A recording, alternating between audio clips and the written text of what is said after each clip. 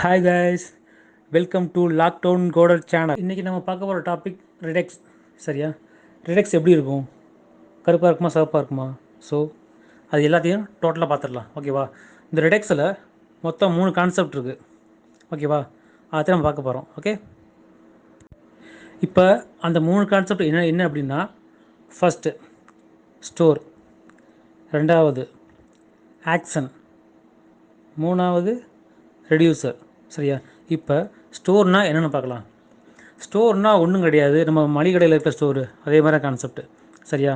For example வந்து இப்போ நம்ம ஒரு தியேட்டருக்கு போகிறோம். ஓகேவா? தியேட்டருக்கு போய் டிக்கெட் எங்கே வாங்குவோம்? கவுண்டரில் வாங்குவோம். சரியா? அது ஒரு ஸ்டோர்.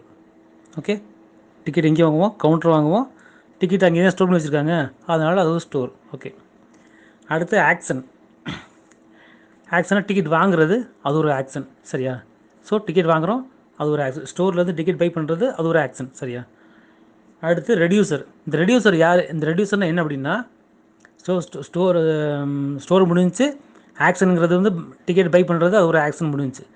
அடுத்து ரெடியூசர். சரியா? ரெடியூசர் என்ன அப்படின்னா, நம்ம டிக்கெட் அந்த ஸ்டோருக்கும் டிக்கெட் வாங்குறதுக்கும் இடையில பிட்வீன் ப்ராசஸ் நடக்குதுல்ல.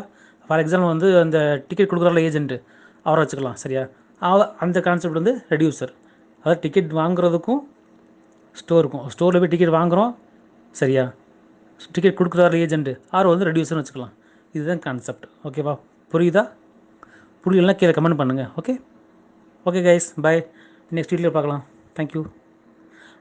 மறக்காதீங்க, சப்ஸ்கிரைப் பண்ணிடுங்க, லைக் பண்ணுங்கள், ஷேர் பண்ணுங்கள், கமெண்ட் பண்ணுங்கள்.